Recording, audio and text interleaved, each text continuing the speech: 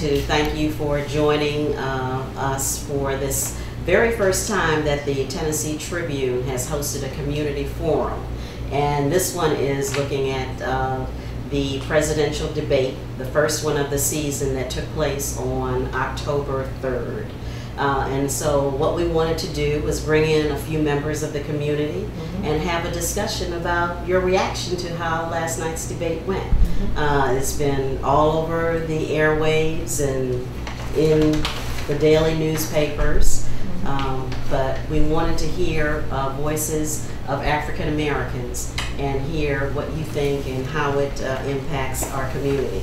But first, I'd like you all to introduce yourselves. And since we have one gentleman, I'm going to start with the gentleman. Well, I'm Sam Coleman. I'm a practicing attorney, former two-term council member, and resident of Davidson County. Sharon. Hi, I'm Sharon Langford, a retired Treasury employee and currently a neighborhood team leader with Obama for America. Hi there, I'm Brenda Gilmore, state representative representing the Davidson County area. Prior to that, I served in the Metro Council with former Councilman Sam Coleman. I'm Joyce Sims. I'm a lawyer here in Nashville with a practice that emphasizes domestic relations, and I have been on the Davidson County Executive Committee for several years in the past and active in various civic and social organizations in Nashville. Okay. And I am Sandra Long Weaver, and I'm the editorial consultant for the Tennessee Tribune. And we're going to go right to it. What did you all think of last night's debate? There were polls right afterwards that said Romney won and Obama could have done better. And did Obama hit on some of the points that he should have? What is your reaction to last night's debate? Well, I thought that the polls were inaccurate because all the polls that I've seen says that Romney was a clear winner and that he won 2-1. And I just didn't think it was that kind of victory for Governor Romney.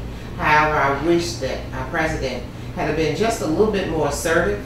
I think he was trying to make his points and he might have laid back a little bit too late, as they said, they're waiting for the fourth quarter. I think that he probably could have come in a little bit earlier, but I did not think that Governor Romney was a clear winner by any shot because he just told so many absolutely stories. I won't say lies, I'll just say stories. Okay. All right, and what do you think?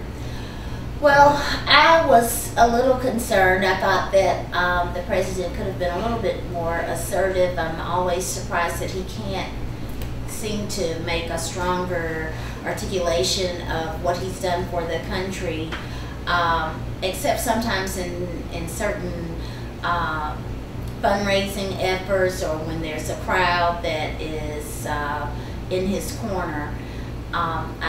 Would have liked to see him be a little bit stronger advocate of his position. You cannot take Republicans lightly. They will do anything to get the moment. And I think to Governor Romney's credit, he did what he had to do, although it may be considered dirty pool with the falsehood and saying things that weren't exactly accurate. But if you're competitive about this, he did what he had to do to pull himself even. Now, what that's going to cause the president to do is dig deeper and do some of the things he did the first time around. So it's a good wake-up call. If you're looking at it athletically, that was the first quarter. The game is not won till the fourth quarter. And I really don't think that there's that many independent votes. I think people pretty much know who they're going to vote for. And this gets us riled up for November 6th. And I hope that what he did and his lack of what he did will be a boost to people to get registered, come out, vote, and really show America who's best for this country. Okay, Sharon. I kind of agree with the councilman because I felt like President Obama was holding back on purpose because he wanted to see which Romney he was going to be dealing with. He gets rid of everything else, it really won't make a difference. But when he says he wants to repeal Obamacare, to me is what he's saying, those 30 million people that are poor and are on Medicaid, he wants to not take care of them because they're part of the 47% that won't vote for him anyway. All right, we've had one other person join us, Harold Love, and I'd like you to introduce yourself and then give us your reaction to last night's debate. Evening or afternoon? Afternoon. This is evening. All right. Good evening. I'm Harold Love. I'm the Democratic nominee for State House District 58 here in Nashville, Tennessee. And my reaction to the debate last night, I think there is a clear-cut difference between the two candidates. And I think for President Barack Obama, the issue was not to come off too aggressive, but to allow candidate Romney to continue to display what he's displayed throughout the Republican primary, which was a series of suggestions of a platform without a real concise method by which the platform be carried out. And so sometimes when you're in a debate format, you have to just sit back and allow others to go ahead and do your work for you. And I think that's one thing that he may be criticized for, but I saw the difference in the two candidates clearly. That there was no response from candidate Romney when asked to explain how he would deal with Medicaid and Medicare and how he would actually make these cuts and have some concise way of explaining them. Well, I'm also interested in how you all think the moderator did. Did the moderator really control the debate as we usually expect, or did it just seem to run out of control? Joy, Well, it appeared that the moderator was not in control of the panel or of the debate. It even got to the point where I wasn't quite sure what the setup was for the debate. He explained the number of minutes that each person had, but I don't think the candidates were quite clear, nor did he make it clear to them whose time it was and when to end. Now, in listening today, others who have been moderators say that it's really difficult to be a moderator when you have such strong people in front of you, especially when you're dealing with the President of the United States. So I know that it was difficult, but he came off as being somewhat weak to me in appearance and how he handled being the moderator. But then again, you have to seize that opportunity.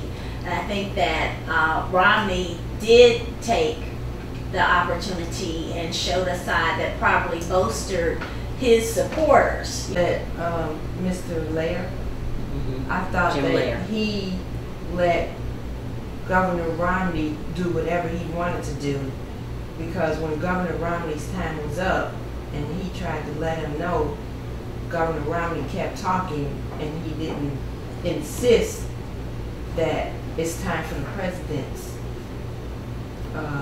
response. And when the president was ready to make a response or a rebuttal, he was told by Jim Lair, there's not enough time left, so we have to move on. And I didn't think that was balanced. I think it's difficult whenever you have a moderator that's involved in news production, because they have to weigh it against how restrictive are they going to be when a person goes at their time, and what does it happen? How does it affect my next news broadcast if they happen to win? You're so tough on them, and then they win. Will they be on your show? Will your show get? I mean, these are real issues to deal with, and so I think it's very difficult when news broadcasters and those type of persons have to deal with being moderators, because they are in a difficult position. Well, who would you like to see moderate, if not a broadcast person? And therein lies the problem that you have, because they're supposed to be informed on the issues. Right. They're also supposed to be able to have their particular panelists to have equal time, because Jim Lair has his news hour. But it's just very difficult. I think when you have to build up to the debate being such that it is, you're almost dealing with two fighters who've been in the corner and been training for 6 months, and they're behind the tape and they're chomping at the bit, and you're the referee. How do you separate them at the right time, and how do you say to one, don't hit below the belt, and you don't tell the other one? That's a difficult task, I think. I think that Jim Laird, in fact, allowed Governor Romney to intimidate him. I mean, even the comment that he was going to cut his program if he should end up being president of the United States, I thought was not appropriate. Some people might have thought it was funny, but I just didn't think it was appropriate at all. And that's why he has the title, being moderator. Because had the president stepped in and cut off Romney, then I think they would have been sparring, and that would have been viewed negative. So it's the responsibility of the moderator to keep the rules and keep everyone on an even playing field. Yes. And I just did not see that happen last night.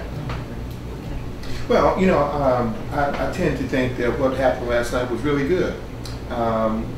Certainly, I think most people think our president wasn't forceful, but at the same time, we have two other debates among the presidential candidates. And what it's going to do is allow the president to really lock in on the things that he couldn't trap Mitt Romney on before.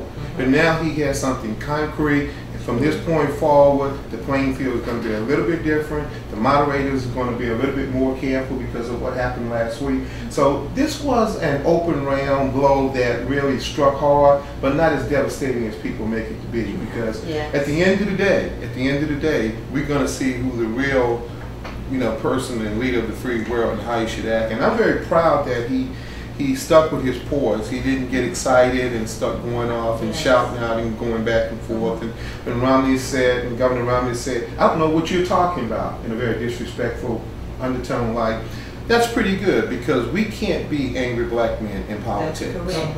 We, no matter what, not just black men, but blacks period, we just have to always stay above the fray. Whether it's local, whether it's on the state level, and certainly at that level, because people were waiting just to pick at it. But now they're more, I guess, in a humble position when they come to him, and now he has his target in sight. Okay. But go ahead with your comment. A lot of the people who commented said that they thought that President Obama looked angry, but I didn't see that at all. But that's all I heard this morning and last night, that people on different television shows were saying the president appeared angry.